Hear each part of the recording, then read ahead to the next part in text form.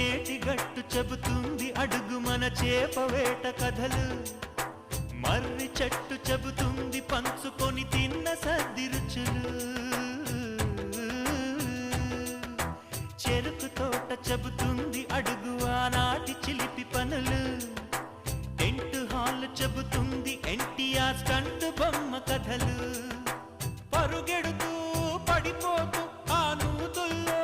ఈత కొడుతూ ఎన్నేళ్ళో గడిచాయి ఆ గురుతులనే విడిచాయి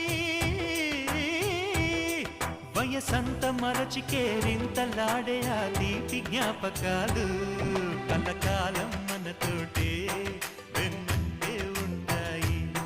మనలాగే అవి కూడా విడిపోలేనంటాయి నీసమున్న నేస్తమా